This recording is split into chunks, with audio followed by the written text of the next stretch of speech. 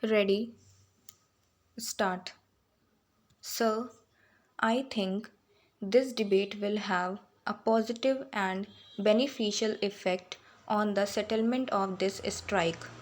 Most of the members, almost all the members who have spoken here, have sympathized with the cause of the workers, the demands of the workers. Nobody has said that the workers are putting forward unjustified demands. Now, unfortunately, some issues have been brought in which have created some amount of confusion. Even in the statement of the minister, which he had made here on the floor of the House and in the other House, for example, I must clear those one or two points. First, it was stated here that the strike was illegal, though there were some confusion in the press. We read that they said that we had not declared it illegal, but it becomes automatically illegal. It becomes automatically illegal because conciliation proceedings were pending and they went on strike, which was illegal. I just want to correct the record a bit.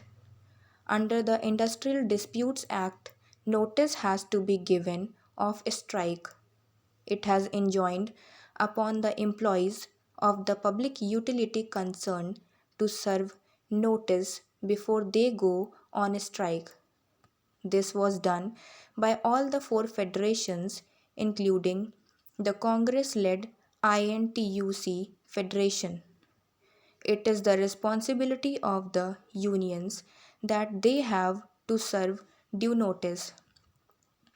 Under Section 22 of the Industrial Disputes Act, once a notice of strike is received, it is the responsibility of the government immediately to start conciliation proceedings. And the Act says that the conciliation proceedings have to be conducted by a conciliation officer. In the present case, no conciliation officer appeared on the scene for the simple reasons that the negotiations were being conducted at the highest level between the minister himself and the leaders of the four federations. The question of conciliation officer coming along and holding conclusion proceedings does not arise in this case. It is not relevant because the negotiations were going on at the top level. Now, to say that conciliation was pending, therefore, the strike is automatically illegal. I do not know why they are making so much out of it, except to try to confuse the public that we have done something illegal. It is said that essential services like water supply, firefighting, hospitals, electricity, etc., have been exempted from the purview of the strike. It is quite correct. We always do that. We have also exempted all defense cargo. Any vessels carrying defense cargo will be handled in spite of the strike by us. Passenger vessels will be handled.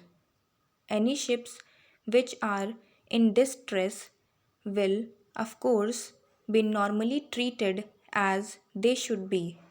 And whatever work was done during the last 5 days in respect of these matters, it is being done free by the workers without taking any wages. Don't say that our attitude is an irresponsible attitude. I only want to wish to add my voice to what the honorable members have said for the use of debating on the demands of grants for the defense ministry and we were talking of the role of Navy in repelling back the external aggression, and here the Navy is being used to break the strike of the workers. This is a very unfortunate situation which should not repeat in future. I would tell the government that this is not the proper way to deal with such matters. Such strikes have taken place in many countries. This has not happened for the first time. Many times, railways, dock, and port workers have gone on strike. Longshore men in America have gone on strike so many times. These are democratic countries like ours with a parliamentary government. The army and navy have never been brought in to break the strike. This should not be done. It will have unhealthy consequences. Many honorable members had already emphasized this point. I do not want to go into the details of it. The question now is, how is it that wage revision agreements running into crores of rupees were successfully negotiated in the other public sector undertakings? Now, where it was necessary for the workers to go on strike, neither in coal nor in steel, petroleum, BHEL, or any of the major public sector undertakings, where new wage agreements were signed in the course of last 1.5 years. How is it that only in the case of port and dock workers things have come such a pass where a strike has taken place and it is going to complete 1 week? We do not want the strike to go on. We want a settlement. If the government wants to test the unity or determination of the workers, well, I think 1 week is ample to demonstrate them, and it is not necessary to prolong that. We have made it clear. The four federations have also said that.